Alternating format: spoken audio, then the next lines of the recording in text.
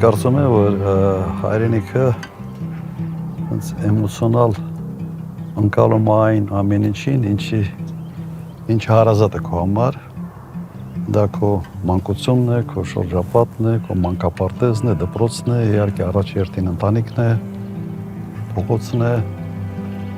եւ միգուցե այսպիսի ձևակերպում տան քո էմոցիոնալ հավաքական հիշողությունն է քո կյանքի մասին եւ քո ապրելու միջավայրի մասին։ Ընկալումս սա է, թե երբ դա սկսվեց, կարծում եմ բնազդով շատ փոքր ժամանակվանից դա գալիս է։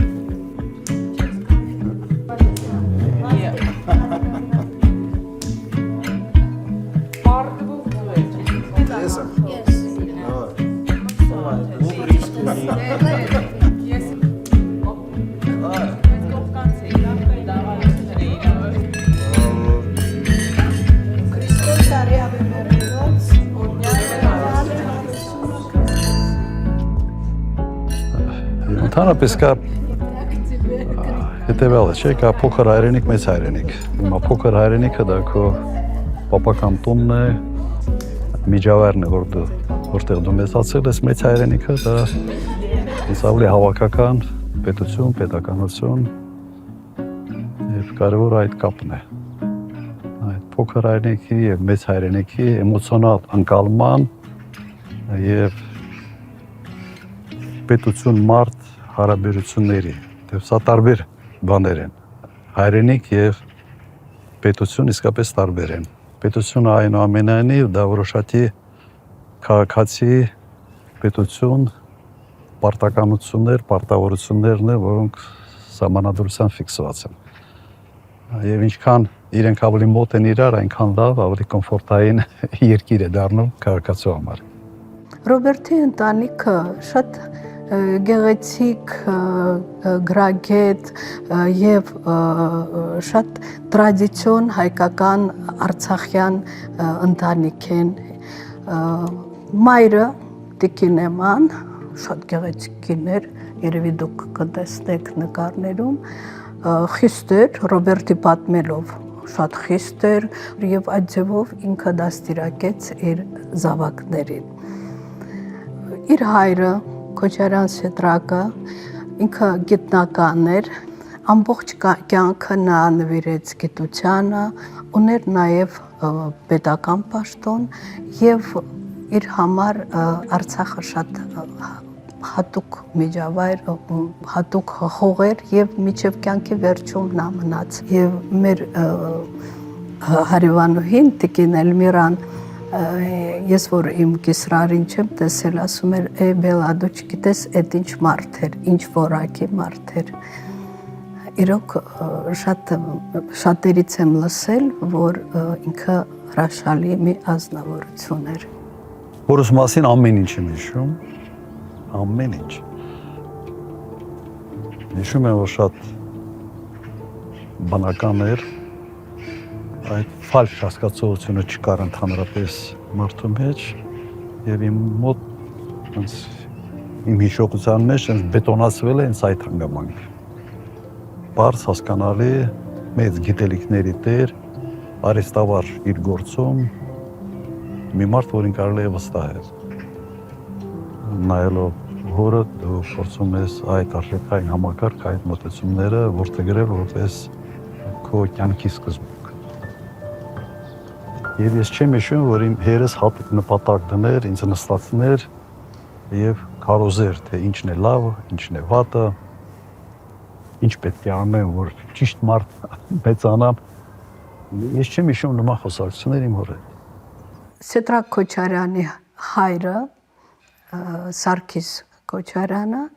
Դաշպուլաղ գյուղի քահանան էր։ Եկեղեցում աշխատեց մինչև 20 թվականների վերջը, երբ հիմնականում փակվեցին բոլոր եկեղեցիների դռները, յուրաքանչյուր գյուղ, Արցախի գյուղ ուներ իր քահանային, իր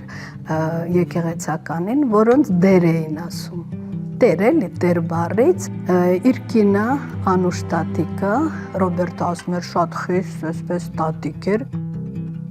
Ռոբերտի ավագույրը Իվետան, նա գերմաներենի փայլուն մասնագետ էր։ Տարիներ շարունակ նա դասավանդում էր տարբեր համալսարաններում։ Երկրորդ զավակը Վալերի Քոչարյանն է։ Մենք Վալերան հիմա մեզ հետ չի, նա զոհվել է, նա մահացել է, զոհվել է։ Եվ Վալերան մի շատ հետաքրքիր մարդ էր, երիտասարդ, իր մամայի նման գեղեցիկ տղամարդ էր ինքը, եւ գիտեք ինքը բաց էր։ Իրենք եղբայրներով մի քիչ տարբերվում են, շատախոս, խոսում էր, ծիծաղում էր, հա, այս ձևով, եւ աշխատում էր Սովետական Ղարաբաղ թերթում որպես լրագրող եւ շատ հետաքրքիր պատմվածքներ ուներ, գրում էր։ Պատերազմի ժամանակ նա սկսեց ըստ իր գիտելիքների սարքել նռնակներ, որովհետեւ զենքի խնդիր ունեն եւ հանկարծակի փորձարկման ժամանակ նա շատ լուրջ վիրավորվեց եւ համարյա մարմնի կեսը չկար։ Եվ մենք շատ այսպես միշտ հիշում ենք Վալերային եւ միշտ հուզվում ենք։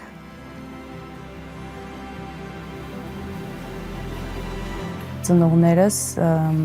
մեզ շատ չէին սահմանափակում, ինչի համար ես շատ շնորհակալ եմ։ Այսինքն մենք ազատ էինք ժամանակ անցկացնել մեր ընկերների հետ, հաճախել տարբեր վայրեր ընկերների հետ, գնալ քաղաքից դուրս օրինակ ինչ-որ առիթների եւ այդ իմաստով կարելի ասել շատ չէր տարբերվում այդ դպրոցական կյանքը, հետո նաեւ ուսանողական կյանքը,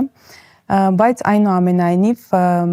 դա շատ մեծ պատասխանատվություն է, որ դու երկրի նախագահի զավակ ես եւ դու արդեն այդպես ես մեծանում։ Այսինքն մինչև հիմա այդ զգացողությունը կա իմ մեջ։ Երեխան շատ ավելի փոքր տարիքից բնազդով այդ ամեն ինչ տեսնում է։ Եվ ավելի շատ անում է այն, ինչ տեսնում է, ոչ թե այն, ինչ իրեն ասում են։ Եվ եթե հայրը անկեղծ չի, եթե ընտանիքում այդ անկեղծությունը չկա, եթե կեցվածքը մեկն է, խոսույթը ուրիշ է, երեխան շատ լավ է դա զգում։ Եվ ամենից լավ օրինակը ուղղակի սեփական օրինակն է։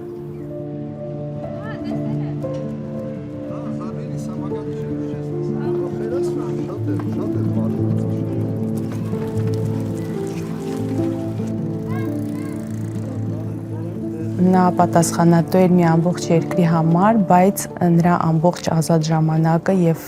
հանգիստը թե ամառային, թե ձմեռային ընտանիքի հետ էր։ Ես հիշում եմ, որ նա վերադառնում էր տուն, մենք ապրում էինք այդ կառավարական ամառանոցում, որտեղ կար լողավազան, անպայման մի կես ժամ լողում էր, հետո նրա ճաշն էր եւ լուրեր էր նայում ընթրիքի ժամանակ, հետո անպայման միասին զբոսնում էինք։ Եվ դա մեր ժամանակն էր իրար հետ խոսելու, երբ որ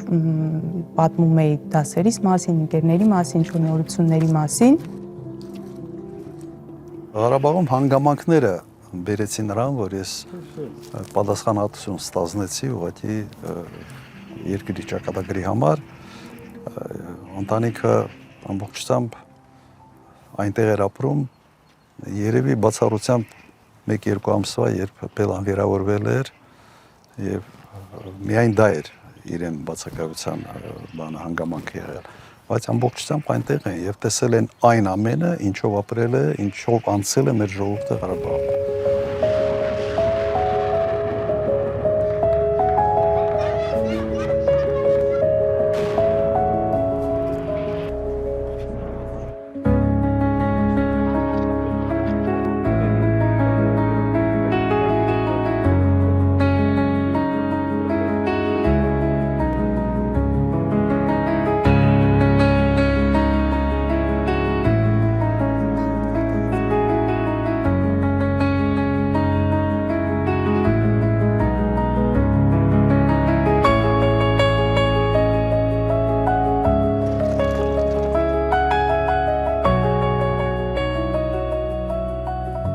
Այն ժամանակ ամբողջ Ստեփանատերտը ապրում էր նկողներում, եթե ինչ-որ մեկը նկող չուներ, ուրեմն հարևան է նկողում մի քանի ընտանիքով, ապրում էին եւ Շուշիից գրադով երբ ռմբակոծում էին, sense թվում էր թե մեր նկողը ավելի այդ շենքի ավելի ճիշտ անկյան տակ էր եւ մոտ 4-5 ընտանիք մեր հետ միասին էին ապրում այդ ժամանակահատվածում։ Ամբողջությամբ ուրիշ աշխարհ էր, ուրիշ կյանք էր, շատ տարբեր, վախով լի, բայց միևնույն ժամանակ նաև ուրախ պահերով, որովհետև մենք բոլորս միասին էինք նկողում մեր բարեկամների հետ, հարևանների հետ եւ կարծես այդ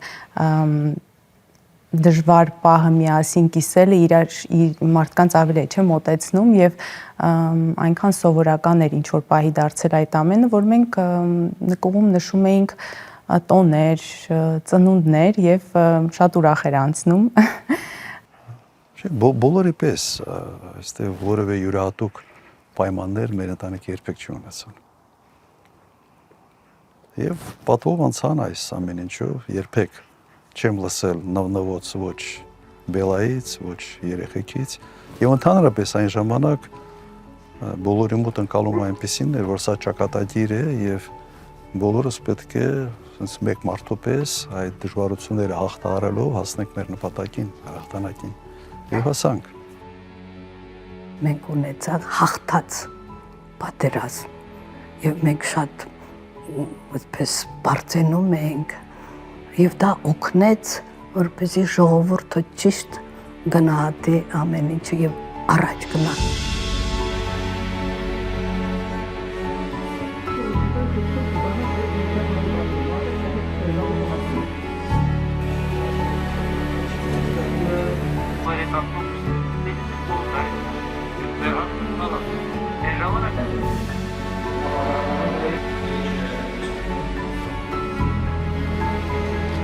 Ստանձնելով Լեռնային Ղարաբաղի Հանրապետության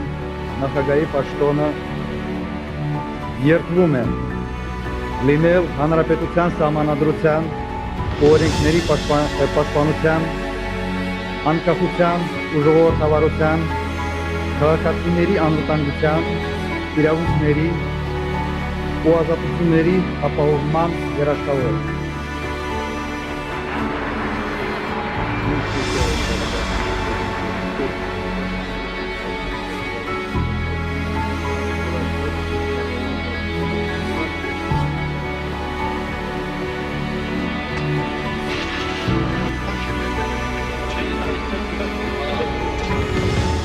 Այսօր ես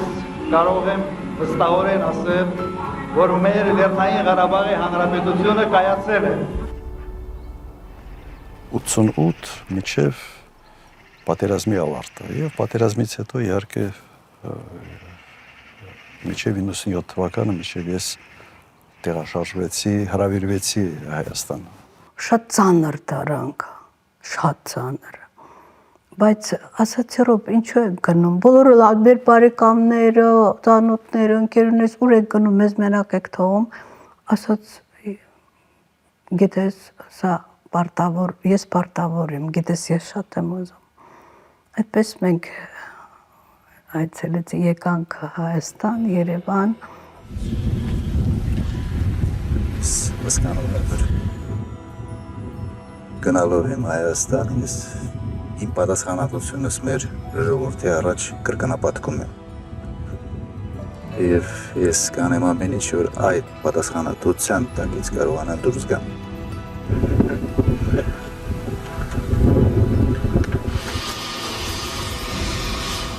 Ընդհանրապես մեր ընկալումը միշտ եղել է, որ Հայաստանը բոլոր հայրենիքն է եւ ղարաբաղցիների մոտ ընկալումը այդպեսին էր։ Արեստացին ինչ որ ստեղծած ինչ որ բաներ, երբ որ փորձում էին տարանջատել Ղարաբաղցի հայաստանցի, նույնիսկ դա Ղարաբաղում բավական մարդիկ ծանր էին տանում։ Ցավոք որոշ չափով Հայաստանում արմատավորված է այս հանգամանքը։ ի հակառակ տարածված կարծիքին, որ նախագահի հետ Ղարաբաղից բերված ինչ-որ անվտանգության աշխատակիցներ են, նման բան չկա։ Բոլորս Հայաստանից էինք, անձամբ ես Արմավիրի մարզից, Հրքաշատ գյուղից։ Նախագահի հետ աշխատել եմ 1997 թվականից, երբ որ նախագահան վարչապետ նշանակվեց Հայաստանի Հանրապետությունում։ Գիտեք, նախագահի որակներից բացառիկ է գերմանական ճշտապահությունը, այդպես են ասում, որը բերեց նրան, որ Հայաստանում իմ կարծիքով, իհարկե մասնագետները ավելի լավ կասեն այդ բնակավարի աղողակարգի, որ ստեղծվեց աղողակարգ Հայաստանում այդ տարիներին։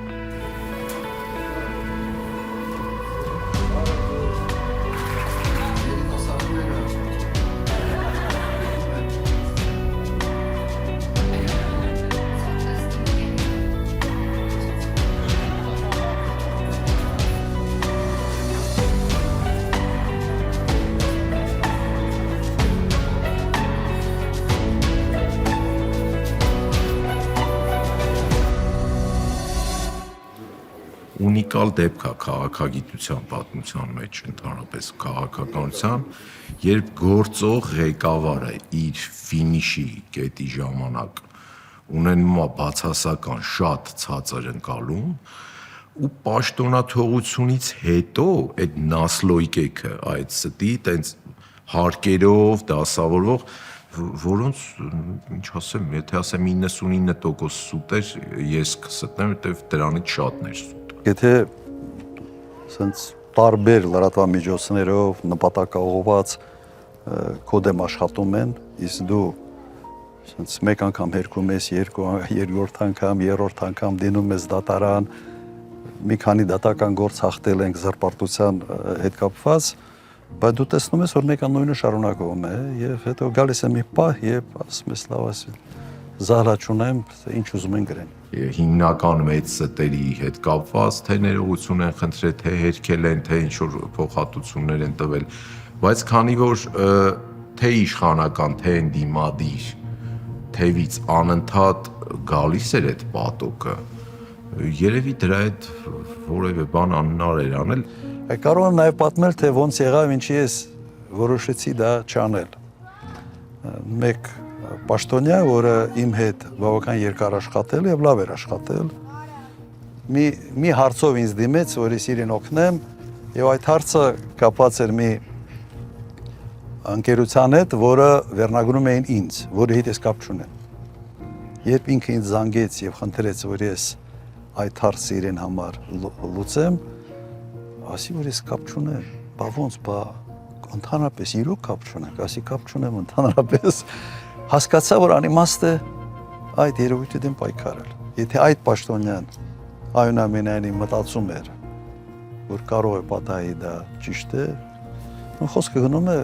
կոնկրետ քաջարանի զամոլեդնային կոմբինատի մասին, որի հետ որևէ կապ երբևէ չեմ ունեցել։ Բայց դրանից հետո ուղղակի սենց ասի լավ ասի անիմաստ է, եթե այդ մարդը հավատաց բամբասանքներին կամ նման զրպարտությանը, ապա ես ուղղակի իզուր ժամանակ եմ ծախսում արդարանալու ինչ-որ բաներ պրոսեսների վրա, դատական եւ այլ։ Սա է պատճառը։ Օրինակ ես հիմա էլ ինչ-որ լուրեր կան կամ ընկերներիցս թեկուզ ծանոթներիցս ինչ-որ բաներ եմ լսում, որոնք այնքան աբսուրդային են, որ ես դրանց չեմ հավատում։ Ու երևի նույն ձև մտածում ես, որ քո մասին, քո ընտանիքի մասին ինչ-որ տենց աբսուրդային բան է ասվում, մտածում ես լավ, ինչպես կարելի է դրան հավատալ ու մտածում ես ավելի լավ է ուշադրություն չդարձնել, այսպեսին էր մեր մոտեցումը, որը սակայն պարզվեց սխալ էր, պետք էր ամեն ինչ հերթով հերքել։ Հիմնականում դա արվում էր մեկ նպատակով, մարդիկ մտածում են, թե ես հաստատ վերադառնալու եմ եւ փորձել ամեն ինչ անել, որ նույնիսկ մտքովս չանցնի վերադարձ։ Բայց իրականում վերադառնալու որևէ ցանկություն չեմ ունեցել։ Եթե իրադարձությունները այսպիսինը չլինեին, երբեք մտքովս էլ չէր անցնի։ Ինչ եք անում, գալիս եք։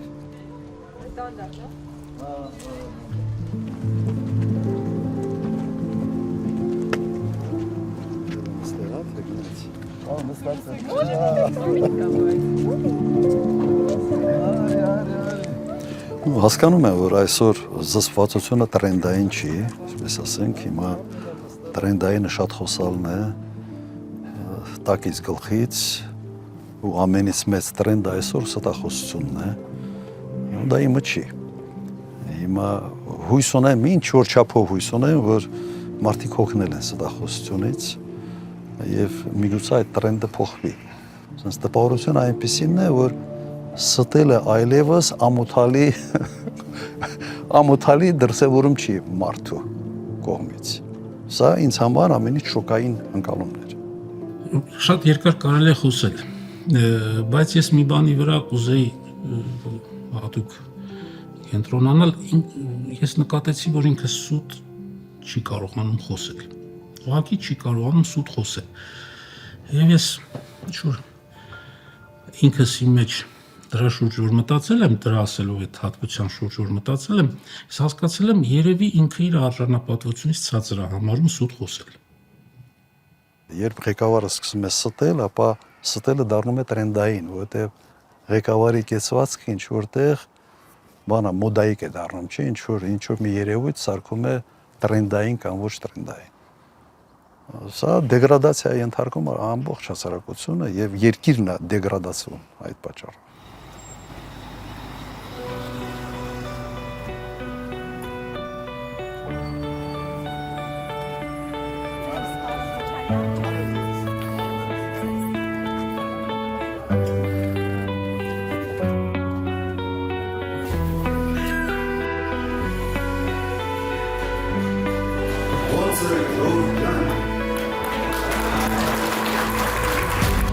Ամեն մարդ երևի պետք է նայի իր կյանքում տեսած օրինակներին, օրինակ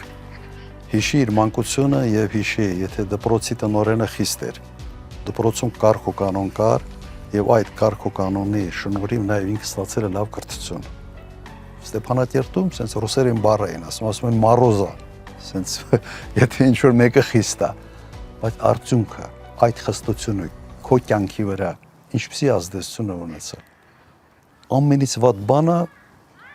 սենց բարդակ ընկալող, բարդակ ընդունող առաջնորդն է։ Թվում է, թե ինքը լավ մարդ է, ասում են, ես լավ մարդ եմ, ես հետ նստած, երկու բաժակեր խմեց, ծիծաղեց, ինչ որ մի բան էլ ասաց, բայց այն ինչի համար ինքը պետք է առաջնորդություն իրականացնի, ձախողեց ամբողջությամբ։ Խստությունը շատ կատեգորիկ է հնչում, այսինքն շատ չափի մեջ էր նրա խստությունը, այսինքն ինչ-որ բաներ էին, որ նորմալ է, գրեթե բոլորի հայրերն էլ դա պահանջում են իրենց զավակներից եւ դուստրերից, ինչ-որ ավել բան դրանից դուրս չկար։ Բայց միևնույն ժամանակ, գիտեք, օրինակ հարցեր կար, որոնց շուրջ մայրս ավելի խիստ էր։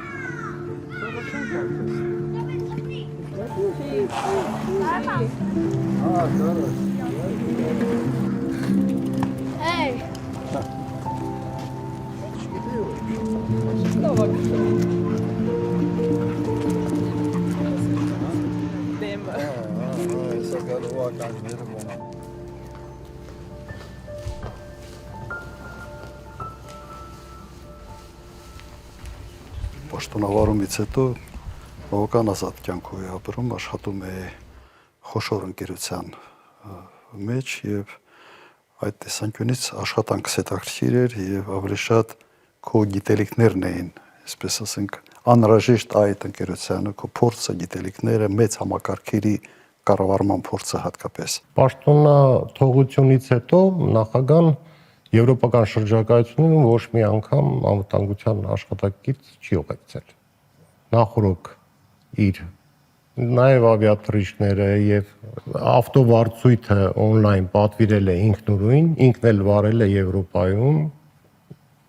ամեն ինչը ինքն է կազմակերպել։ Հասկանում եմ, որ Հայաստանում որոշակի լարվածություն կա կուտակված եւ ինձ համար առաջի ազդակը եղավ, երբ գունդը գրավեցին 16 թվականներ, եթե չեմ սխալվում, ինչի համար եղավ ազդակ, որ կա ներքին լուրջ լարվածություն կուտակված, 3 ոստիկան զոհվեց, բայց մեծ հանրահավաք էր ի պաշտպանություն ըստ էության ահաբեկչության գործողության։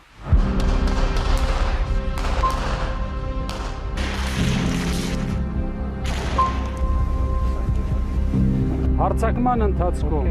սպանվել է ոստիկանության գնդապետ Արթուր Վանոյան։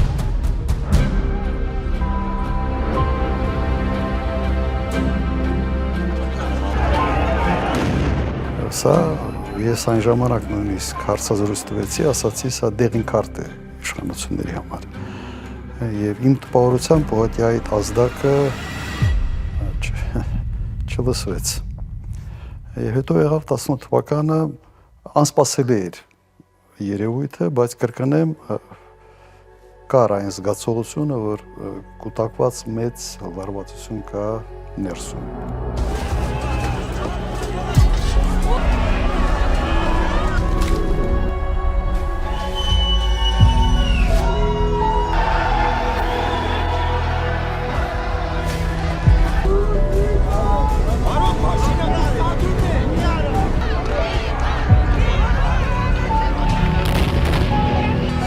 Հրաժարական հետևել վարչապետ Սերժ Սարգսյանը փողոցի շարժումն իմ պաշտոնավարման դեմ է, ես կատարում եմ ձեր պահանջը, ասել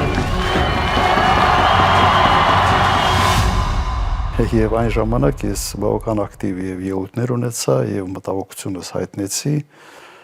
քանի որ մի բան հասկանալի էր, որ իշխանության են եկել մարդիկ, որոնք չունեն փորձ,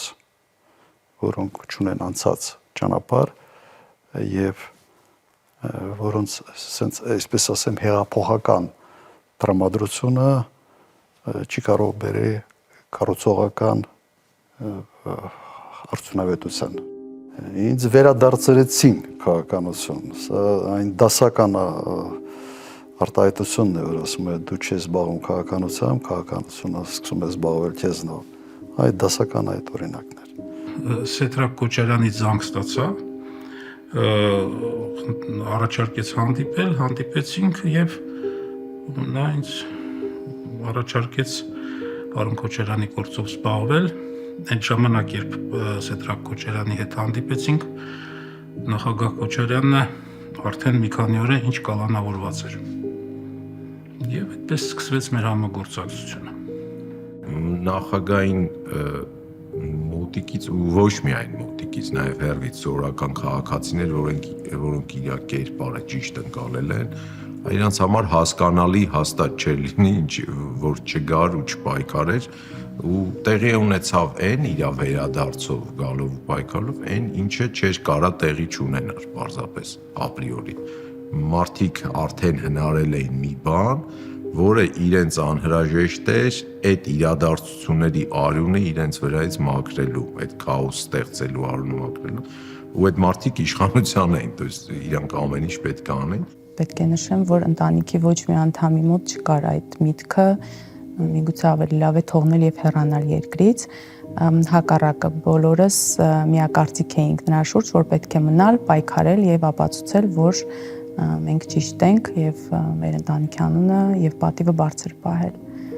Այսինքն նման միտք հեռանալու երբեք չի եղել։ Բայց իհարկե հիմնական շարժառիթը այն վտանգն էր, որը կախվեց Արցախի գլխին։ Այն վիճակը չէր, որ նստենք մտածենք, թե ինչ անել։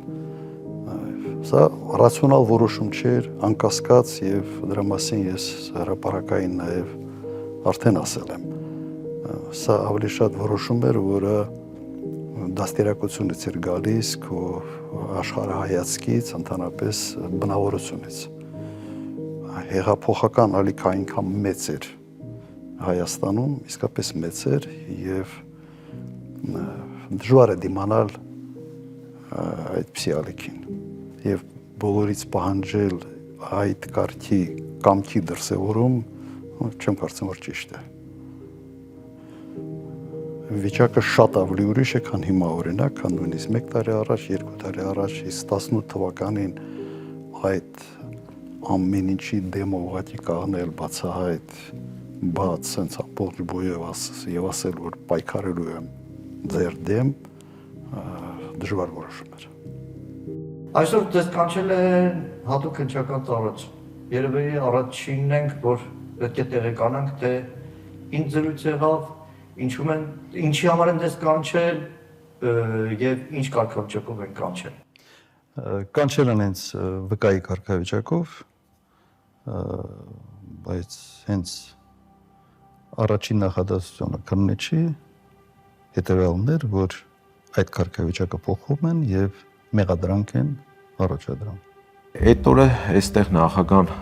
վերադարձից հետո հարցազրույց տվեց, հայտնի հարցազրույցը, հետո արդեն ու շատ ուշեր ու այդ հրավերը եկավ, որ պետք է գնային փաստաբանների հետ ու նախագահան այստեղից գնաց։ Գիտեք, որ պրոյեկցիա եմ անում այս ին վրա կամ սովորական ուրիշ մարդկանց վրա, երևի մի հատ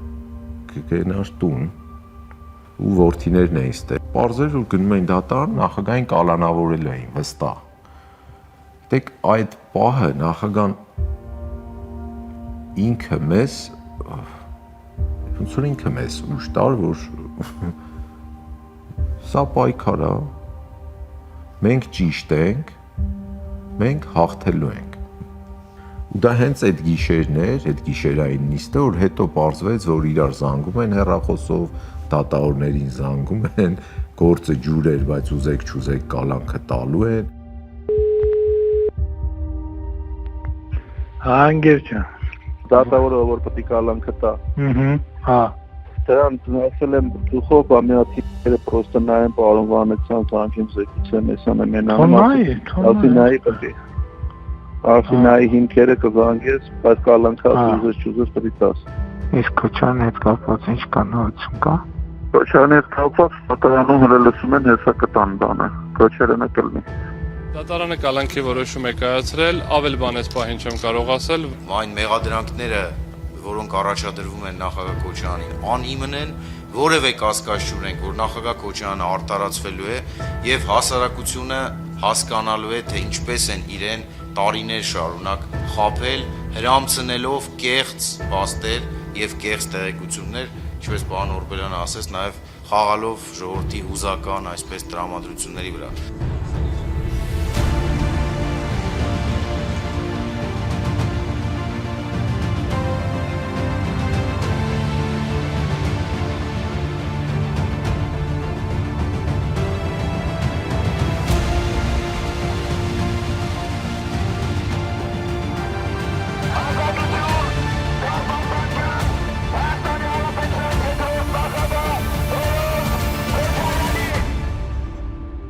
Իմ կալանքը 6-7 անգամ երկարաձգվել էր եւ ես տեսնում էի նայում էի դատավորների աչքերին, ոչ մեկը չէր ուզում աչքերիդ նայել, շատ լավ հասկանում էին, որ ապօրինի սխալ որոշումներ են կայացնում, բայց այնուամենայնիվ այդ որոշումները կայացնում էին։ Բավարար անկախություն գործադիր իշխանությունից ոնց որ չկա։ Սահմանադրությունը ենթադրում է իր կարգավորումներով, որ դատական համակարգը անկախ է, բայց փաստացի անկախ չի, այստեղ լուրջ անելիքներ կա, փոփոխության կարիք կա։ Ուրեմն որոշումների ընդունման հետ կապված, տեսեք, չի եղել մի կարևոր որոշում, որի ընդունումից առաջ մանրամասը քննարկումներ պարոն Քոչարյանի հետ չլինեին։ Բայց ինքը ոչ թե իր կարծիքը թելադրում էր, ու նույնիսկ ես ձեզ ասեմ, ոչ էլ բացահայտում էր իր կարծիքը, այլ ինքը մանրակրկիտ հարցեր էր տալիս ամեն դետալի հետ կապված։ Եվ լինում էր, երբ որ մենք համաձայն չէինք լինում իր տեսակետի հետ, այսինքն պարոն Քոչարյանի հարցերից, նրա մեկնաբանություններից ես հասկանում էի, որ օրինակ ինքը այն կարծիքի չի, ինչ որ ես եմ։ Եվ երբ որ արդեն վերջնական որոշումը կայացնելու պահները լինում, ինքը ասում էր վարվի այնպես, ինչպես որ դու ես գտնում։ Այդ գիտեք, այդ կրկնակի պատասխանատվությունը դնում փաստաբանի վրա։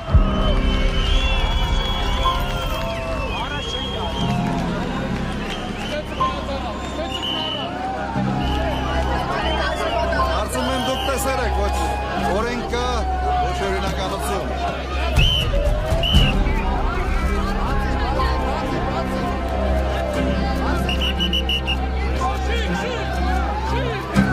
Ռեժիմը այդ քրեակատարողականում շատ խիստ է, որևէ շփում, որևէ ինչ որ հանցավոր աշխարհի հետ եւ այլն, այդտեղ ուղղակի հնարավոր չի ոչ մեկի կրկնեմ։ Երեսը չես տեսնում։ Մենակ էի շատ փոքր խուցում 7.5 քառակուսի մետր էր մոտարապես մարզվելու տեղ չկար բայց ոչի այդ փոքր տարածքի մեջ sense յոգայի էլեմենտներն էր որ հնարավորություն են տալիս որոշ բաներ sense push-up բան նման կարգի վարժություններ որը 1 ժամ քայլելու տեղ կար հանդեղ սկսում ես հետո խուցում շարունակում ես քանի որ ուրիշ զբաղմունք չկա կամ գիրք պիտի կարդաս կամ պիտի մարզվես այդ երկուսի համադրությունը մեկից օգնում ես մյուսն ես անում մյուսից օգնում ես մյուսն ես անում արանքում փաստաբանների հետ ես հանդիպում այդքանը ամեն օր փաստաբաններից որևիցե մեկը նախագահի հետ հանդիպում էր քրեակատարողական հիմնարկում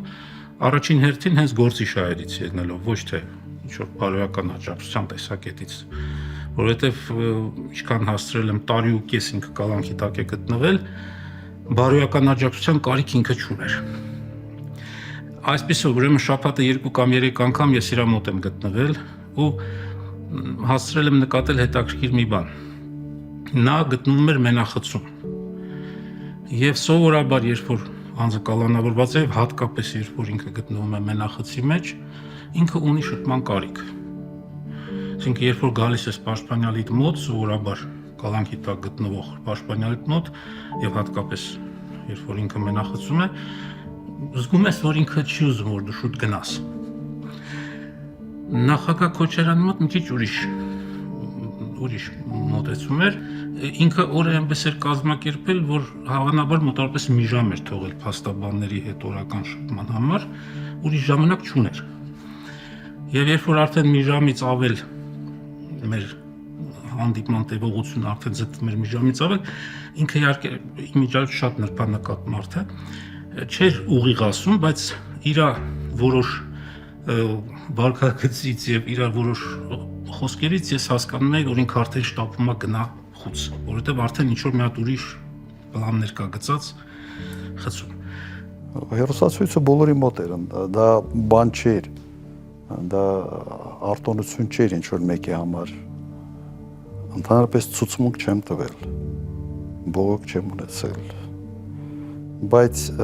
պետք է ասեմ, որ քրեակատարողական հիմնարկի աշխատողների վերաբերմունքը շատ հարգալից էր։ Այդ պետք է ասեմ, եւ մարդիկ իրենք էին շփոթված նաեւ, թե ինչ է կատարվում, ինչու է այսպես, ուղղակի մարդիկ ամաչում են, թե դեմքիդ նայեն։ Հետո ավելի ուշ Լևոնը եկավ Սիրուշոյի հետ, եկել էին, բայց մեծ տոս հարգելված էր։ Ես տեսա արդարադատության համակարգի նկատմամբ, դատաիրավական համակարգի նկատմամբ, իրավապահ համակարգի նկատմամբ այնպիսի ճնշումներ երկրի ղեկավարության կողմից, որոնց մասին նույնիսկ գրքերում չեմ կարդացել։ Հասկանում եք, որպես վատ օրինակ ոչ միտեղ չեմ լսել։ Օրինակ, որ երկրի ղեկավարը հայտարարի, որ վաղը գնում ենք դատարանները փակենք։ Կամ որ սահմանադրական դատարանի դատավորի վրա սահմանադրական դատարանի դռներից դուրս հարցակում տեղի ունենա, այն էլ կին դատավորի եւ մի քանի ոստիկան մի 20 մետրի վրա կանգնած լինեն եւ այդպես էլի հետաքրքրությամբ դիտեն թե ինչ է կատարվում։ Կամ դատավորը, որը Ռոբերտ Քոչարյանին կալանքից ազատ արձակեց, Դավիթ Գրիգորյան։ Նրա նկատմամբ տեղի ունենա ամենաիսկական հարձակումը։ Եվ հետո էլ նրա նկատմամբ հարուցվի քրեական գործ, որը հետագայում պարզվեց, որ ակնհայտ անիմուն քրեական գործ էր։ Եվ այդ պայմաններում առավել հաճելի է գիտակցել, որ մենք այնուամենայնիվ հաղթեցինք։ Ռուսաստանի նախագահն այցելեց, ինքը այսպես աթոռները դրեց, ասեց Լևոնը նստեք, խոսենք։ Շատ ցավալի էր այդ ամենը տեսնելը։ 3-4 հոգի ենք սենյակում, երբ որ ինքը 5 րոպեվա մեջ նկարագրեց ինչ է իրավիճակը։ Նախագահի անվտանգության ամենալարված շրջանը 44-րդ պատերազմ։ Այդ պատերազմում մենք չպետք է պարտվեինք։ Պարտվելու պատերազմ չէր։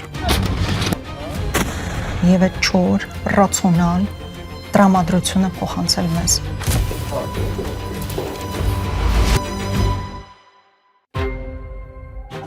Սետրակ Քոչարյանի հայրը Սարգիս Քոչարյանը Դաշպուլաղ գյուղի քահանան էր։ Ընտանիքը ամբողջությամբ այնտեղ էր ապրում, բացառությամբ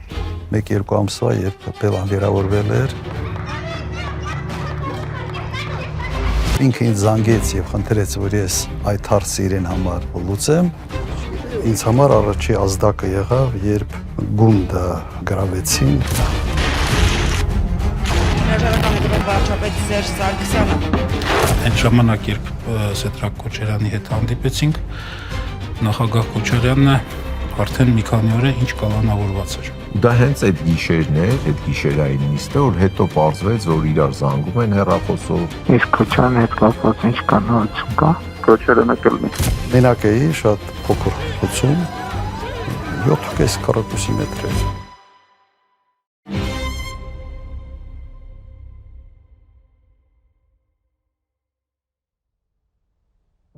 Ինձ ասացին, որ Վլադիմիր Վլադիմիրիչ Պուտինը պիտի այցելի Հայաստան, Երևան եւ հանդիպում ունենա Հայաստանի Հանրապետության վարչապետի հետ։ Եվ ասացին, որ կարող է նաեւ լինի հանդիպում ինձ հետ։ Ինքը այսպես աթոռները դրեց, ասեց Լևոննա նստեք, խոսենք։ Ես ասում իր հետ զրուցել եմ, ասել եմ այն ինչ որ արել է Քոչարյանը, ճիշտ էր արել, որովհետև նույնիսկ այդ բառը օգտագործեց, ասաց, թե չէ կլիներ սմուտա, ասաց, была бы սմուտա։ Ինքը իր կոնստիտուցիոն պարտականությունը կատարել է։ Այսպես խոսեցինք, հետո Լևոնը եկավ, բարևեց, մի քիչ խոսեցինք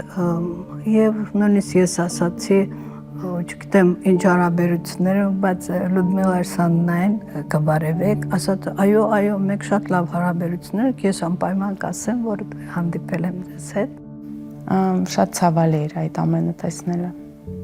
Շատ ցավալի էր նրան այդ ապօրինի եւ շինծու քրեական գործի շրջանակներում տեսնելը, դատական նիստերի դահլիճում տեսնելը, բայց դա էլ մի փորձություն էր, որի միջով կարծում եմ նա պատվով անցավ։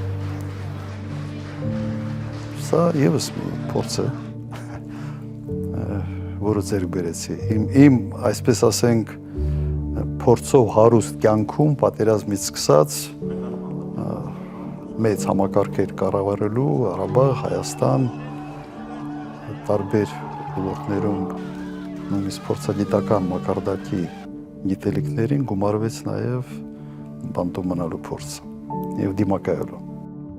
Սա նշանակում է, որ 301-րդ հոդվածով, ինչպես ի սկզբանե չէր կարող լինել քրեական հետապնդում, այդպես էլ այս քրեական հետապնդումը 301-րդ հոդվածով դադարեցվելու է։ Նախագահ Քոչարյանի աջակիցների ողջունում եմ, ես շնորհավորում այդ օրվա ակտիվի համար։ Ժողովուրդը հաղթեց։ 18 թվականին, երբ որ բանտից դուրս եկել, առաջի անգամ այդ ժամանակ եմ հանդիպել։ Դրանից հետո է սկսվել մեր համագործակցության այս նոր փուլը, այսպես ասած։ Նախագահին տեսել եմ շատ տարբեր իրավիճակներում։ Տեսել եմ 19 թվականին հիշեք երկրը ինչ մթնոլորտի մեջ է։ Տեսել եմ պատերազմի օրերին, պատերազմը սկսելուց 2 օր հետո Արցախում այդ սենյակում խոսված յուրաքանչյուր բառ մինչև հիմա ասենց ու այդ պատկերը ամեն ինչ աչքից դիմաց է։ 3-4 հոգի ենք սենյակում սեպտեմբերի 29 կամ 30-ին։ Երբ որ ինքը 5 րոպեվա մեջ նկարագրեց ինչ է իրավիճակը ու այսպես շարունակվելու դեպքում ինչ պատկեր ենք ունենալու տեղի վրա լուծումները ստեղծված իրավիճակից դուրս գալու իր պատկերացումները ներկայացրեց։ Ադրբեջանական զորքերը հարձակման են անցել ամբողջ երկրում։ Ադրբեջանը Լեռնային Ղարաբաղի ուղղությամբ սկսել է օդային եւ մթնային հարձակում։ Հետապնդում են նաեւ բանակը հայտնել է, որ նավթական տվյալով 16-ին ծառայող է զոհվել։ Իրավունքի թիվը անցնում է 100-ը։ Զոհեր ունենք նաեւ քաղաքացիական բնակչության շրջանում։ Արավներ, իրավոր, եկեք ստեղ ավտոցստեղ։ Քաղաքավետան շենքում հրետակոծություն եղավ։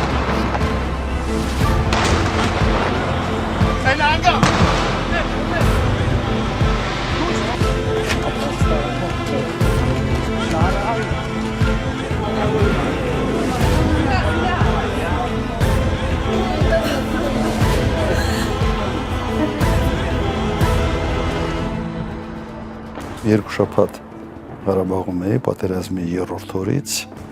եւ իսկապես դժվար էր նայել թե ինչպես է քանդում ամեն օր այն ինչ դու կառուցել ես կամ քո մասնակցությամբ ակտիվ կառուցվել եւ ամրացվել էր։ Դժվար էր հատկապես երբ անում ես առաջարկներ միջնորդված այն ժամանակ Ղարաբաղի նախագահը ոչի վախենում էր շփվել կոնկրետ իմ հետ առաջարկները ոչ թե չէին ընդունում, ընդհանրապես չէին ուզում լսել։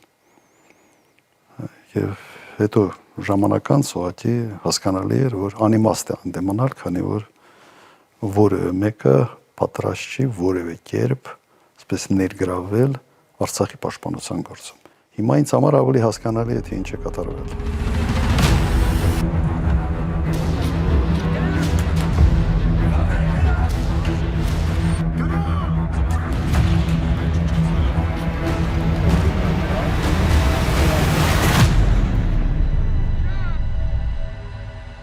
Նախագահի անվտանգության ամենալարված շրջանը կարծում եմ 44-րդ պատերազմը։ Արցախում էինք այդ ժամանակ, որովհետև արդեն երբ որ Ստեփանակերտներ գնդակոծվում, այդ ժամանակ շատ բարձր էր տանկը։ Երևի Արցախի կորուստներ, որ նրան էմոցիոնալ էր դարձրել, միգուցե այդ օրերին էի ավելի էմոցիոնալ նրան տեսնում, այն որ իր ընկերները, Արցախի նախկին նախագահները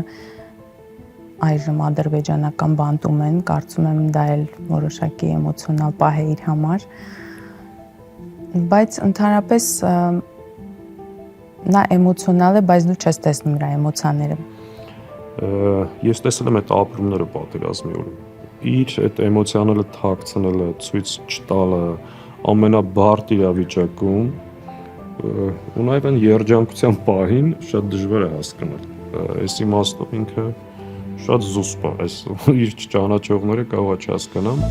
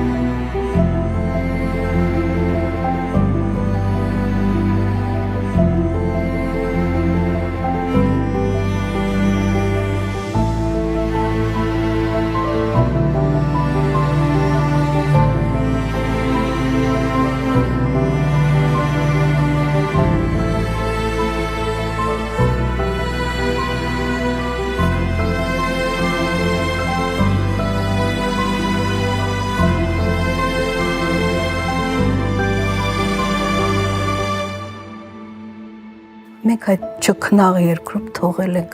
մեր հարազատների, մեր զոհված զինվորների շիրիմները։ Դա ինչ շատ է տանջում։ Հիմա այդ բան չկա։ Հիմա բացահայտ ասում են, որ Արցախը զոհաբերել են, 5000 մարդ զոհաբերել են, 12000 մարդ վիրավորված էր, մեկ նպատակի համար հանուն ոչինչի կամ հանուն ասենց Հայաստանի իբրև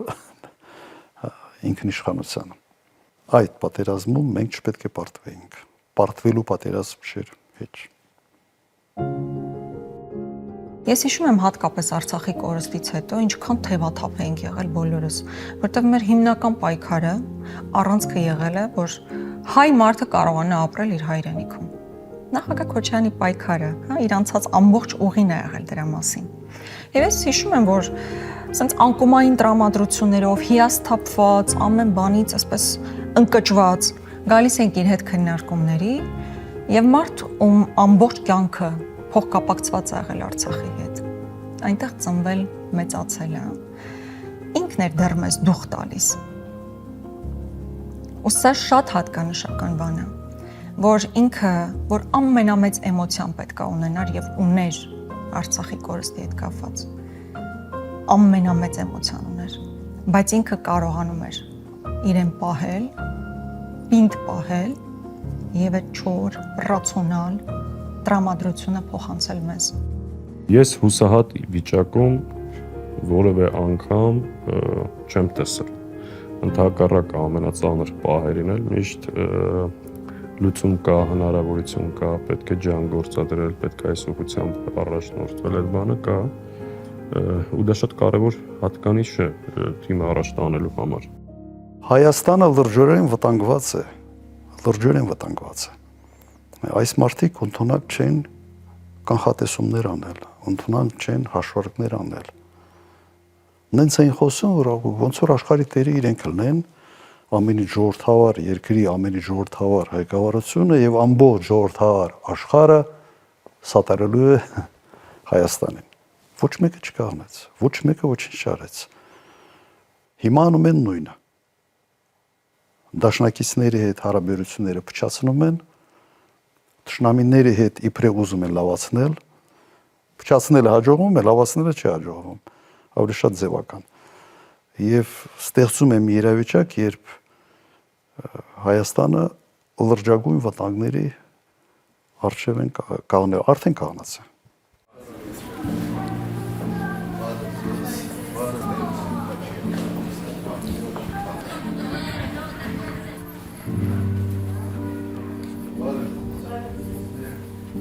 Շատ անմիջական, շատ բաց բոլոր հնարավոր քննարկումների համար։ Այսինքն, եթե որևէ մեկը մեր մի ֆրակցիայի նիստ գոնե տեսնի, թե որքան անկեղծ, որքան բաց մենք բոլոր հարցերը քննարկում ենք, որքան սուր կարող են հնչել մեր դիտարկումները։ Մենք շատ երկար, շատ տարբեր քննարկումներ ենք ունենում եւ համբերատար բոլորին հատ առ հատ լսում է եւ հետո հավաքական որոշումներ ենք կայացնում։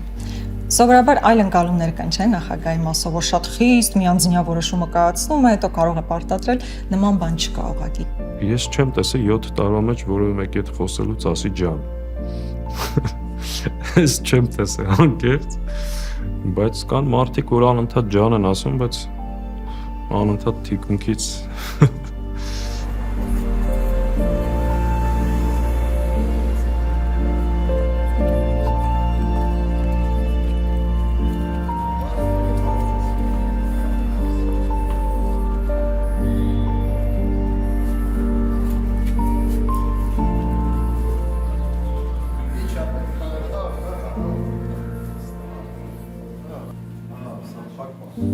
նուրբ հումոր, ինտելեկտուալ հումոր ունեցող մարդ է։ Ես երբեք չեմ լսել, որ ինքը բարձր տոնայնությամբ խոսի, կոշտ խոսի, հա, շատ ավելի ձիգ, շատ ավելի ճիշտ բառապաշարում, բայց ոչ երբեք բարձր տոների մեջ։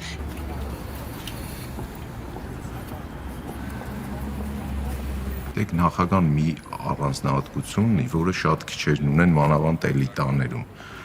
Ցանկացած նոր ու անծանոթ մարդու հետ շփումը սկսում է այն կետից, որ այդ մարդը առնվազն իր չափ արժանապատվություն ու ինքնասիրություն ունի։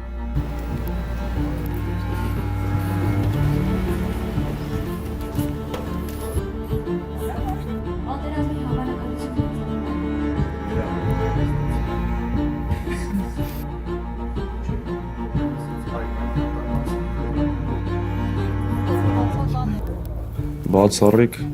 կարգապահ ու ճշտապահ ազնվորություն է։ Ասենք այս տարիների ընթացքում, չգիտեմ, քանի 100 անգամ հանդիպած կլինենք, չի եղել մի դեպք,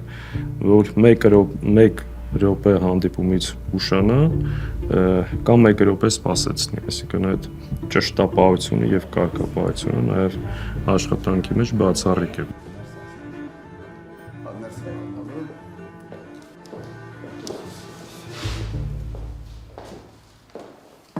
Anyway, you want to sit here or? If you want to sit, take Yes, it. please. Yeah. Yes, please. I don't know how can it be. So I don't know how the interview will go on. It's better in Armenian just for one reason. It's very sensitive time.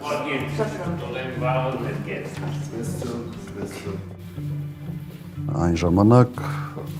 պատերազմից հետո ընդամենը մի քանի տարի անց եւ էներգետիկ ճգնաժամի ուղղակի ավերվածությունից հետո վիճակը պրոբլեմային էր։ Ես ուղղակի կհիշեցնեմ, որ ընդամենը Երևանում կար 3 լուսավորված փողոց եւ բենզինը ծախում էին հենց մեքենաներից կանիստրներով էին մարդիկ առնում տանում։ Ընդամենը 2 թե 3 բենզալցկավորման կայան կար։ Գրեթե 0-ից պետք էր ամեն ինչ վերականգնել։ Ա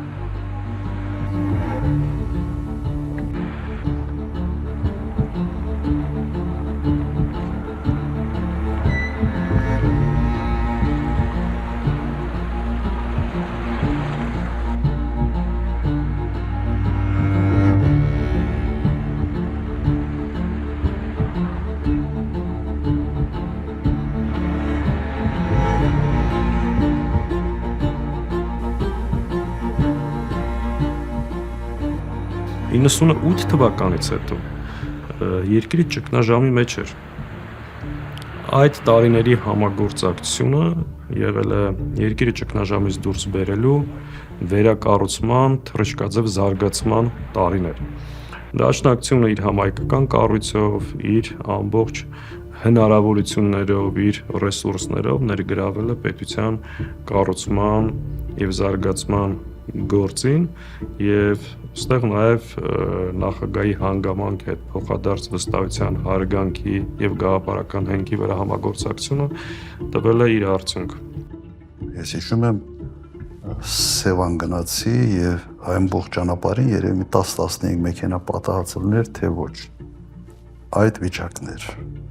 Եվ ես հիշում եմ, երբ հյուրեր էին գալիս, ռեստորան չկար հյուրին ընդունելու համար, մեկ ռեստորան կար, որտեղ կարելի էր, այսպես ասենք, հյուր տանել, ոչ թե խորովածանոց էր, դա Մոսկվա ռեստորանն էր, կինո Մոսկվայի այդ շենքի առաջի հարկում, մի փոքր ռեստորան էր, որտեղ սերվիսների առումով ավելի ժամանակից էր, խոհանոցը, այդ վիճակում էր։ Չնայած այդ տնտեսական բավական մեծ խնդիրների, անվտանգային տեսանկյունից անհանգստություն չունեինք, որտեղ համադրելի էր մեր հնարավորությունները Ադրբեջանի հետ, բանակը մարտոնակ էր եւ մեր ռազմաքաղաքական դաշնակցային հարաբերությունները ամուր էին։ Արդյունաբերությունը իսկապես կաղնած էր, գործարանների մի մասը թալանված էին, բայց թալանված բառը միգուցե ճիշտ չի տվյալ պարագայում օգտագործել, կար էներգետիկ ճգնաժամ եւ այդ ժամանակ գնաց նաեւ վաուչերային սեփականաշնորհում։ Ինքը վաուչերային սեփականաշնորհումը արդար մոտեցում էր ըստ էության իր բովանդակության մեջ դրած իրականությունը վերի ուրիշ դառավ, որտեվ վաուչերները արժե զրկվեցին եւ ըստ էության այդ գործարանները դառան գործարանների տնօրինների սեփականություն։ Եվ այդ դեպրեսիվ վիճակում մի շարք բազմաթիվ գործարաններից հաստոցներ ուղղակի վաճառվեցին, հանեցին եւ գործարանը ըստ էության դադարեց գոյություն ունենալ, մնաց տարածքներ ինչ որ։ Այն ժամանակ ուղղակի մոտեցումս հետեւյալն էր, որ փորձել արագ վերականգնել այն ոլորտները, որտեղ փոքր ներդրումներով կարելի է արդյունք ստանալ։ Բավական արագ կողմնորոշվեցինք եւ իհարկե առաջի հերթին դա ոսկերչություն գործարանները հնարավոր էր աշխատացնել, ադամանդագործություն, փոքր ինվեստիցիաներով, բազմաթիվ աշխատատեղեր, հազարավոր, տասնյակ հազարավոր աշխատատեղեր, այն ժամանակ գորգագործություն, որը կարելի էր գյուղերում ուղղակի վերականգնել այդ նաեւ մշակույթը եւ եւս բազմաթիվ տասնյակ հազարավոր աշխատատեղ։ Ասեմ, այդ ամենը զարգացնելու համար մենք բավական լուրջ հարկային արտոնություններ ենք սահմանել օրենսդրությամբ եւ ոսկերչության, ադամանդագործության, գորգագործության ոլորտներում։ Արձագանք շատ արագ էր։ Ուղղակի 2-3 տարում տասնյակ հազարավոր աշխատատեղեր ստեղծում։ Զուգահեռ փորձում ենք վերականգնել այն արդյունաբերական գործարանները, որոնք դեռ այդ պոտենցիալը ունեին։ փորձեցինք նաև քիմիայի վրա մեծ ուշադրություն դարձնել, որովհետև Հայաստանի տնտեսության մեջ քիմիան մեծ տեսակարար կշիռ էր ուղղակի զբաղեցնում։ Նայրիտ այն ժամանակ աշխատեցրինք, փորձեցինք Վանաձորի քիմպրոմի մի մասը եւ ամենից հետաքրքիրը, որ դրա հետ զուգահեռ հենց ձեռնարկությունները սկսում են աշխատել, դրա հետ զուգահեռ սերվիսներն են սկսում զարգանալ։ Մարդկանց ձեռը մի քիչ փող են գնում եւ մարդ արդեն ուզում է տնից դուրս ինչ-որ մի տեղ ճաշել, ռեստորան գնալ, ռեստորանները սկսեցին զարգանալ, ռեստորանային բիզնեսը Հայաստանում։ Եվ այսպես շարունակ, խանութներ եւ այլն։ Եթե մարդկանց ձեռում փող չկա, աշխատանք չկա, խանութում համար բացեն։ Այն ժամանակ կենտրոնում Աբոյան փողոցի վրա մի 2-3 խանութ կար, փոքր խանութներ, բուտիկներ կային, այսպես փողատերերի համար։ Մնացածը ասենց ярմаркային առևտուրերը ավելի շատ։ Սա նաև զարգ տվեց շինարարությանը։ Իսկ շինարարությունը ինքը մեծ մուլտիպլիկատոր ունի։ Շինարարությունը նշանակում է, որ շինարարության սպասարկող մի շարք ոլորտներ եւս ոտի են կանգնում։ Բայց սկսել ենք այդ պարզ բանաձևից փոքր ներդրումային ծավալով մեծ քանակի աշխատատեղեր։ Այսպիսի արտահայտություն կա յակրնի ինվեստոր։ Հիմա մի քանի sense անուն, ճանաչված անուն,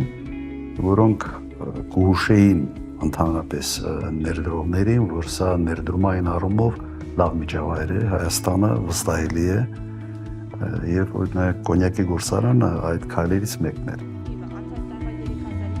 Օրինակ հենց կոնյակի գործարանի սեփականաշնորհում Պերնոդի կարին ուղղակի կապված է իմ հարաբերությունների հետ Ժակ Շիրակի Ֆրանսիայի նախագահի հետ։ Փոխվստահության հարաբերությունները, նաև ընկերական հարաբերությունները դու քեզ թույլ ես տալիս նման հարցերով դիմել, որ կարող են իրենք այո խրախուսել օրինակ այս կամ այն մեծ ընկերությանը ներդրում անել Հայաստանում։ Այո, ես այդպիսի հարցերով դիմում էի եւ սովորաբար արձագանքը դրական էր։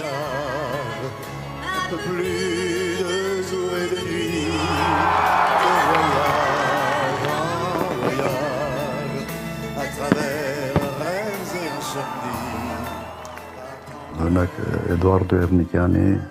մուտք Հայաստան։ Առաջի անգամ ես իրեն տեսել եմ, երբ Ղարաբաղի նախագահ էի եւ այցով եղել եմ Արգենտինայում։ Եվ իհարկե հետո երբ ես ընտրվեցի Հայաստանի նախագահ, այդ կապը եղավ, ինքը արդեն օդանավակայանների բիզնեսում էր եւ այո մենք նաեւ դիմեցինք, առաջարկեցինք, որ այստեղ օդանավակայանը պետք է ամբողջությամբ ուղղակի վերափոխվի, հակառակ դեպքում մենք տուրիստական հոսքեր չենք ունենալու եւ մենք այլ ավիաընկերություններ, քան հայկական ավիաուղիներ չենք ունենալու։ Ինքը ոչ թե անթարաշեց, ինքն էլ ոգևորվեց եւ բան արեց, համաձայնվեց։ Եվ հետաքրքիր պատմություն կա նաեւ իր հետ կապված ինքնաթիռով, երբ հենց իմ հետ չէր Օսկանյան Վարդանը հետներ, իր ինքնաթիռով երբ թռնում էին թռիչքուղու վրա, խայտարակ որակի էր, նենց էր թափ տալիս այդ ինքնաթիռը, Էրնիկյանը կատակեց, ասեց, ես զարմանում եմ ձեզ ոնց է Եվրոխորհուրդ ընդունել sense թռիչքուղու, էլի։ Սա մեր մոտ sense մեմի պես մնաց պաշտոնական շրջանակներում։ Կառուցեց փայլուն օդանավակայան, որի շնորհիվ նաև հենց ինքը սկսել է, որի շնորհիվ բավականաչափ օտարերկրյա հայտնի ավիաընկերություններ նաև սկսել են մուտք գործել մեր շուկա։ Որոշեցինք օտարայանը վերածել միջազգային մագարտակի կապի կենտրոնին, որ անկասկած այսօր լավագույնն է այս շրջանի մեջ։ Կտրելով խորհրդանշական ժապավենները սկիզբ Ես կոչ արել այն ժամանակ, որ ամեն մի սփյուռքահայ պետք է, եթե այդ հնարավորություն ունի, պետք է բնակարան կամ տուն ունենա Հայաստանում։ Եվ շատ մարդիկ արձագանքել են։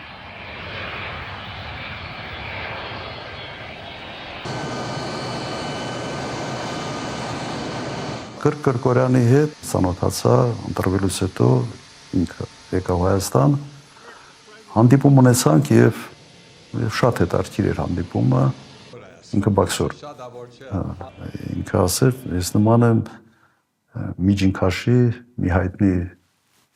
բոքսոր չեմպիոնի ինչ որ նմանություն ինքը տեսավ, մենք դրա շուրջ, սպորտի շուրջ բավական խոսակցություններ ունեցանք եւ մի քանի օր ինքը մնաց Հայաստանում, շատ ոգևորված այստեղից գնաց եւ պայմանավորեցինք, որ մենք ի կալիբրի համահունչ ծրագրեր կներկայացնենք, թե ինքը ինչ է կարող անել Հայաստանի համար։ Բայց այդ 2-3 օր մնաց շատ ջերմ էր այդ ամենը։ Ինքը նույնիսկ բաներ, գիտեք, փողոցում որ sense նայում էր ժողովուրդ կա, ասում է, այս բոլոր հայ են, ասում բա այո, հայ են։ Ոգևորություն կար իր մոտ, հայերեն լավ չէր խոսում, sense դժվարությամբ, բայց հետաքրքիրը նա է, որ իրենք այդ օրինակ Շարլ Ազնավուրը հայերեն լավ չէր խոսում, բայց որ գալիս Հայաստանում 2-3 օր մնում էր, երրորդ օրը արդեն սկսում են հայերեն շատ ավելի վարժ խոսալ։ Նույնը եղավ կրկի հետ։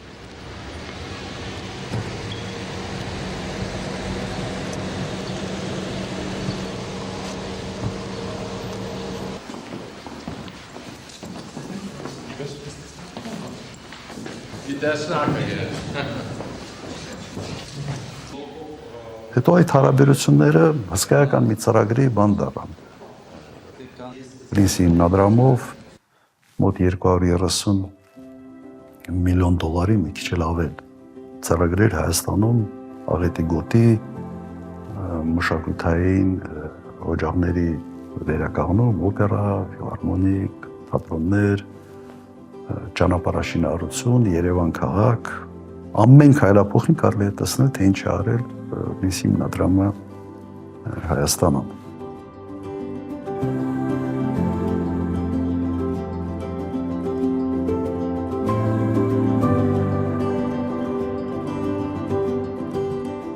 Եվ խոսակցություններ չէ կային քննադատողները, որ հա Լիսի հիմնադրամը թավանեցին, մենք այդ փողը չենք տեսել։ Իմ պայմանն է եղել Գրգորյանի հետ, որ մենք այդ փողը չպիտի տեսնենք։ Ուղղակի իրենք այստեղ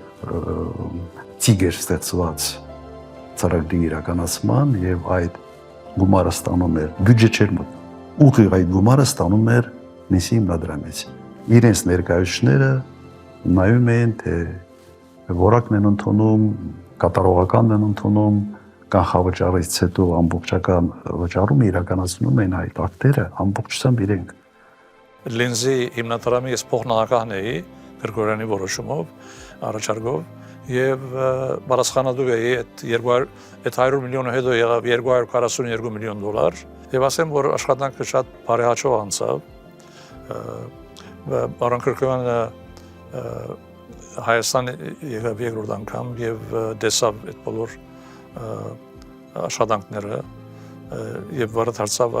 ինձ ասեց, որ շատ հոյակապ աշխատանք է ստարել։ Այդ գումարը Հայաստանի պետական բյուջե չի մտել եւ կրկնեմ, սա իմ պահանջն էր եւ իմ խնդրանքն էր, որ այդպես աշխատենք, որ ավելի պակաս խոսակցություններից զերծվենք։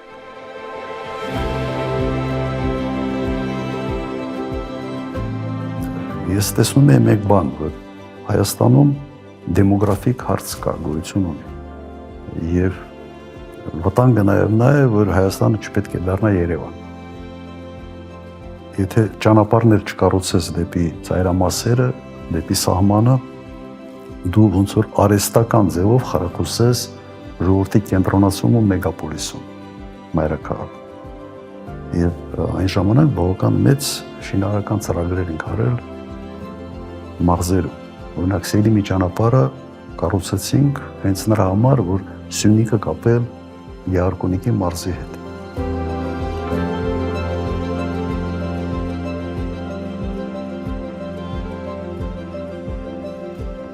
Կարծում եմ Հայաստանը անկախանալուց հետո միակ ճանապարհն է, որը 0-ից կառուցվել է։ Դրանից հետո ուղղակի ասֆալտի քերում են, ինչ որ վրայով նոր ասֆալտ անում, երևի փող աշխատելու ամենից թեթև ձևն է։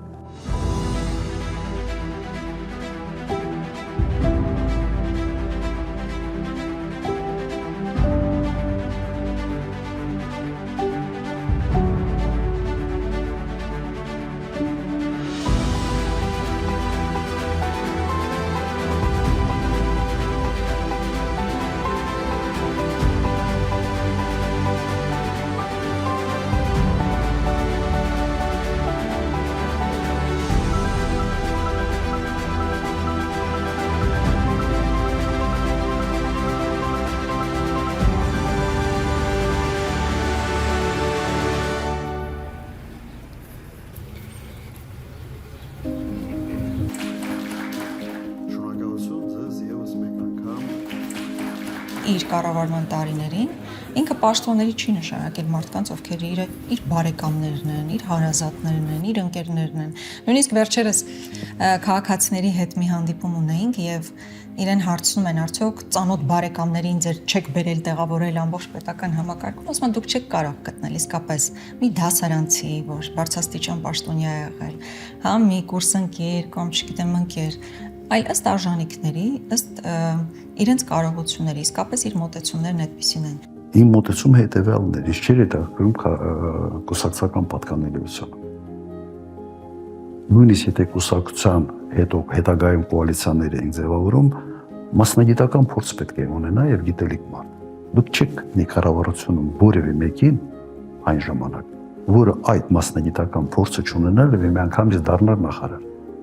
Անհնար է ղեկավարին չժողոքորթեն, բայց նախագահի պարագայում վստահ եմ այդ շողոքորթումը անիմաստ այդ շողոքորթողների համար դա աշխարհի ամենաանիմաստ գործողությունն է։ Մտցրեցինք պետական ծառայության համակարգ, որ նախարարի փոփոխությունը չնշանակի նախարարության փոփոխություն, որտեղ կա այսպիսի հասկացողություն երկրի կամ ոլորտի ինստիտուցիոնալ հիշողություն։ Ինստիտուցիոնալ հիշողությունը դա այն պետական համակարգն է բան։ Դա այն է, ինչով հայտնի է հատկապես Գերմանիա եւ իր հաջողության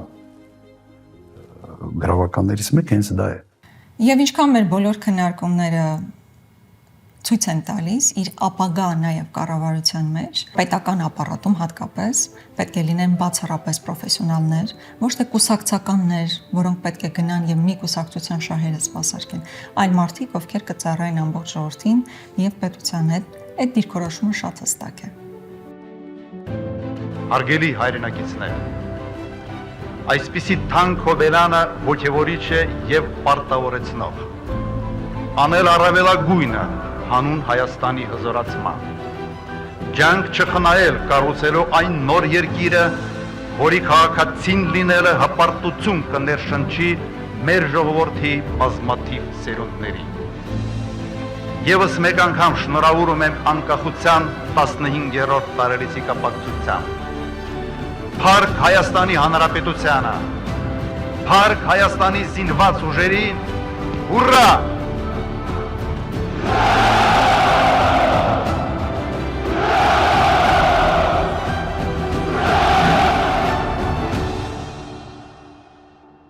Շատ քրիտիկական պայմաններում ես ինձ վրա վերցնում եմ պատասխանատվություն, բայց նաև ճիշտ հաշվարկով եւ կազմակերպչական առումով հաջողության ես հասնում։ Մենք ձախողված պրոյեկտներ չենք ունեցել։ То есть ես այդտեղ այդ միջևերջ գնալը բառը ինքը եւ լավ եւ վատ իմաստ ունի։ Ես ավելի շատ կնախընտրեի օրինակ դա ձևակերպել կամ հռչակված նպատակի միջևերջ իրականացնելու ուղղությամբ։ Որտեղ երբ ասում եմ միջևերջ գնալը մի քիչ մահ կամ ազատության ինչ որ ֆորմուլան է գալիս, ինչը հերոսի համար լավ հատկանիշ է, բայց ղեկավարը պետք է նաև կարողանա հաշվարկել այդ միջևերջ գնալը ուր ատանելու, դեպի փառք թե դեպի փոս։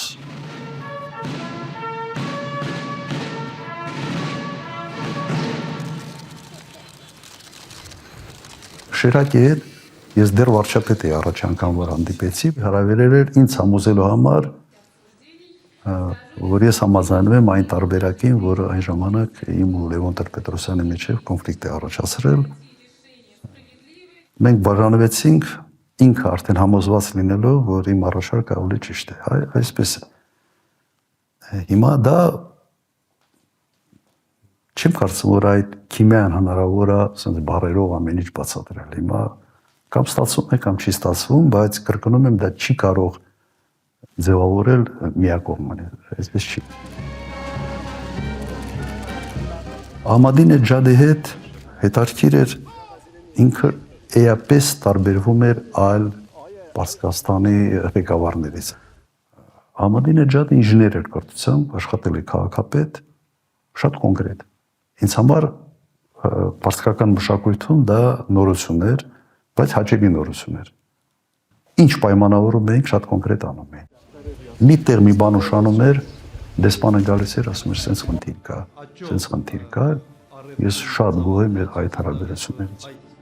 Ես որևէ ճնշում Միացյալ Նահանգների կողմից Հայաստանի վրա չեմ ունեցել, ավելի շատ ճնշումը գիտեք ինչ է եղել, իրենք անընդհատ հուշում էին, որ Իրանի հետ մեր հարաբերությունները իրենց սրտով չի։ Պրոբլեմ էր, օրինակ, երբ որ մենք Ահմադինեջադի հետ պետք է գազամուխը բացեինք Հայաստանի տարածքում, Մեղրիում մենք միասին այդ բանը ֆակելը բանը վառեցինք, մինչ այդ ուղղակի հատուկ դիմել են արտգործնախարարին, որ լավ չի, պետք չի գնալ, փորձում էին հորդորել, որ ես չգնամ, չմասնակցեմ այդ արարողությանը։ Իհարկե մերժեցի։ Այդ կարգի ազդելու փորձեր այո եղել են։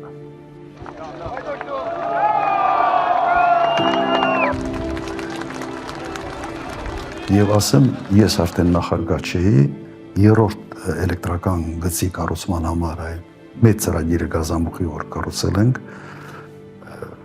ուշացնում էին Հայաստանից։ Ինքը ինձ հրավիրեց եւ արդեն ոչ նախագահ լինելով ես գնացել եմ Թեհրան, եղել եմ երկու քաղաքում, որպես արարողակարգի մասնագետ, ես ապշած էի այդ բարձր մակարդակի ընդունեցումը արարողակարգն ինքը աստիճանակարգեր ունի, էլի աշխատանքային տարանցիկ այցից մինչև պետական այց Հայաստանի Հանրապետության պաշտոնատող նախագահին Իրանի Իսլամական Հանրապետությունում ընդունեցին պետական այցի մակարդակին հարիր ձևով։ Շատ բարձր մակարդակով ընդունելություն եղավ եւ ինքը շատ բարձ ինձ ասաց, որ այս ծրագրերը ուղղակի կաղնել են։ Եվ կաղնել են, որովհետև հայկական կողմը խոչընդոտներ է ստեղծում։ Ես այն ժամանակ ուղղակի հասկացա, որ ինքը բազմաթիվ փորձերից հետո որոշել է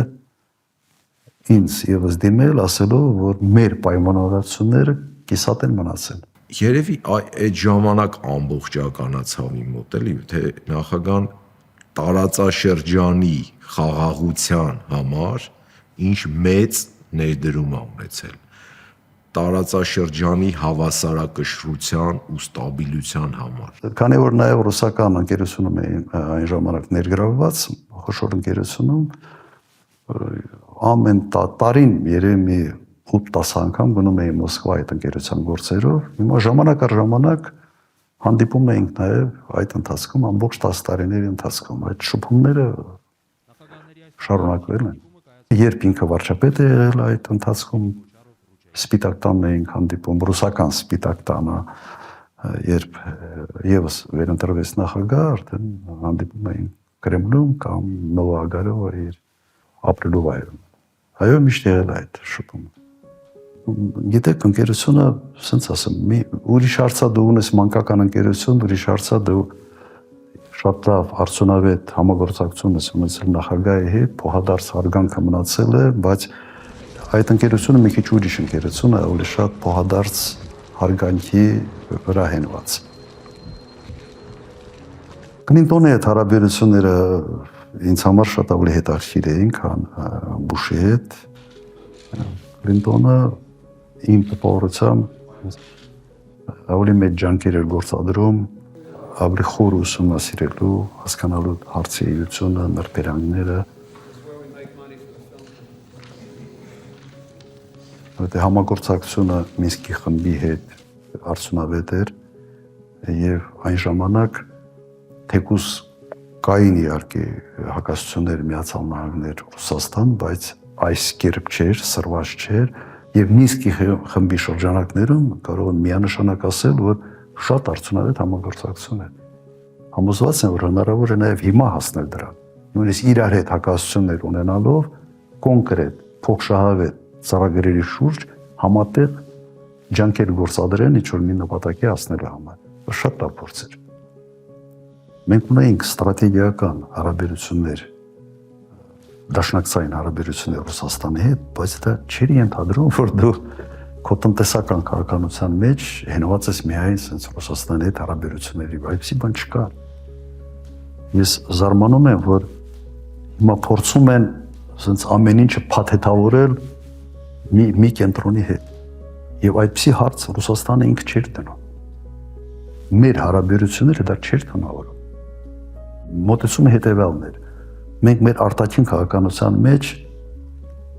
երբեք քայլեր չէինք անում, որոնք կարող են մեր դաշնակիցները դիտեն որպես իրենց անվտանգության սպառնալիք։ Երբեք քայլեր չէինք անում, որ օրինակ Իրանը կարող է մեր քայլը դիտի որպես իրենց անվտանգության սպառնալիք։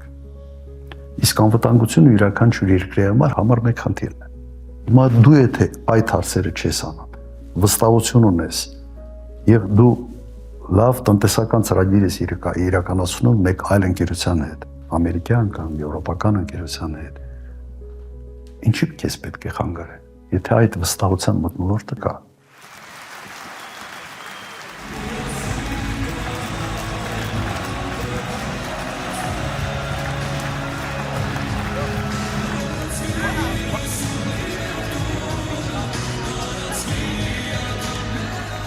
Հայաստանը սփյուռքով եւ Հայաստանը առանց սփյուռքի։ Որ տարբերակն է, որ մոդելն է ավելի լավ։ Ակնհայտ է, որ Հայաստանը սփյուռքով ավելի մեծ քաշային կատեգորիա է, քան Հայաստանը առանց սփյուռքի։ Կրկնակի ավելի մարդ դրսում, որոնց կապը Հայաստանի հետ ունի տնտեսական նշանակություն Հայաստանի համար, մեր արտաքին քաղաքականությունը, մեր դեսպանատների Այս գործունեությունը մի զգալի մասով կապված է նաև սփյուռքի հետ, որտեղ այդ սփյուռքի ուժը այդ երկրներում ազդեցությունը էապես օգնում է նաև մեր արտաքին քաղաքականության իրականացմանը։ Մեզ բոլորիս համար Հայաստանը համայն հայության հայրենիքն է եւ Երևանը համայն հայության մայրաքաղաքն է։ Ամենից մեծ վտանգը սփյուռքում, երբ որ ուղղակի երրորդ սերունդում մարդը հիշում է, որ ինքը հայ է, բայց արդեն հայերեն չխոսում եւ կապ Հայաստանի հետ կտրվում է։ Մենք աջակցություն էինք ցուսաբերում դպրոցների, մենք նույնիսկ գիրքեր էինք ուղարկում, անում էինք ամեն ինչ, որ այդ հայախոսությունը նաեւ սփյուռքում հնարավորին երկար հնարավոր ունի պահել։ Եվ սա ուղղակի ես չեմ հասկանում, թե եթե կա հնարավորություն ունենալ այս պոտենցիալը, դու ինչի ես քեզ սահմանափակում քո 3 միլիոն բնակչության կարողությունների շրջանակներում, ինչու՞։ Իմ համար կան քաղաքական գործիչներ ամենայն հարգանքով իրաց հանդեպ ու պետական գործիչներ։ Հենց այդ պետական գործիչի խաչը, որը որ երևի այս երկրի վրա չի դրվում, էլի այդ դրոշմը։ Այ հենց այդ խաչն է, որ նախական պատվով տանում է ու տանելու է։ Հայրենիքը այն է, ինչը բոլորի սրտում կա եւ ինչի համար ամեն մարդ պետք է պատրաստ լինի պայքարել։ Ոչ թե ասել ես իմ երկրի համար չեմ ուզում պայքարել, որովհետեւ սա պետություն է, այս պետության գլխին այս ինչ մարդն է նստած, ես նրան չեմ ընդունում կամ չեմ սիրում։ Այս երկու ձևակերպումները ինչքան իրար մոտ լինեն, այնքան լավ։ Բայց դրա համար պետք է պետություն լինի, որը գոնե ինքնության հետ չի պայքարում։ Ավելի դժվար է լինելու ինքնության հետ պայքարի հետքերը վերացնել։ Որտեղ իմ տպավորությամբ սա այն է, ինչ որոշակի ժամանակ ուզենալու է, որտեղ դպրոցներում սկսում են հայ ժողովրդի պատմությունը այլ կերպ դասավանդել, երբ սկսում են եկեղեցու դեմ պայքարը, եկեղեցու վարքաբեկելու պայքարը, սա որոշակի հետք բնակչության մի մասի մոտ թողելու է եւ այստեղ ասենց որոշումներով չես կարող փոխել։ Դու ուղղակի պետք է այդ քաղաքականությունը փոխես եւ փոխված քաղաքականությունը ժամանակի մեջ պետք է իր էֆեկտը տա։ Բայց պետք է սա անել։ Հակառակ դեպքում մենք անդեմ անհասկանալի երկիր ենք դառնալու։ Երկիր, որտեղ այդքան էլ կարևոր չէ թե ով է ապրում։ Միշտ քո ներկան հիմնված է անցյալի վրա, քո հայացքդ պետք է ուղղված լինի ապագայի վրա։ Այլ կերպ պետությունները ուղղակի չեն կառուցում։ Չպետք է ղեկավար լինի մարդ, որը ինքնատիրապետում չունի։ Առաջի դեպքի ինքնատիրապետումը սա համար 1 պահանջներից է։ Համար 1 պահանջներից։ Կանխատեսելիություն։ Այն ինչ այսօր չկա։ Եվ քաոսի վերացում է։ Ես իմ կյանքից հանում եմ այս 8 տարիները եւ առաջ Աստված, որ այս 8-ով մենք վերջացնենք, չի կարելի, շատ տևեց, չի կարելի այսպես, ազգենք չէ վերջապես, հույսահատված են, անդադ իրար հարցրեն, բայց ինչ կլինի, ոնց կլինի, պետք չէ հույսահատվել, պետք է ուրեմն ուղղակի միանալ։ Չեմ կարծում, որ կան լավ եւ վատ ժողովուրդներ։ Կան լավ եւ վատ առաջնորդներ, լավ կամ վատ քաղաքական միավորներ։ Մեր ժողովուրդը կենցաղում հեչ միամիտ ժողովուրդ չի։ Տեսնում եմ, որ նաեւ հայերը որտեղ հայտնվում են, ճանապարհներ են գտնում իրենց հարցերը լուծել։ Սա նշանակում է, որ կենցաղային մակարդակում մենք հեչ միամիտ ժողովուրդ չենք, բավական ճարպիկ ժողովուրդ ենք։ Բայց քաղաքական առումով չափազանց միայն։ Ես չեմ պատկերացնում որևէ այլ տեղ, այլ ժողովրդին, որին կարելի է այսպես խաբել, ոնց որ հիմա են խաբում մեր ժողովուրդը։ Արտաքին թշնամուն ավելացավ ներքին թշնամին ավելի վտանգավոր է, որտեղ նա ներսից է քայքայում ամեն ինչը եւ այսօր նրանք հասել են արմատներին, իսկ այդ արմատներն են, որոնք մեզ սնում են, որ մենք մնանք հայ, մեր հայկական հողի վրա եւ դրա համար ես նորից կրկնում եմ, որ պայքարը շարունակվում է։ Մի ոլորտ չի մնացել, որտեղ վերանորոգելու կարիք չկա։ Իրականում ամեն ինչից,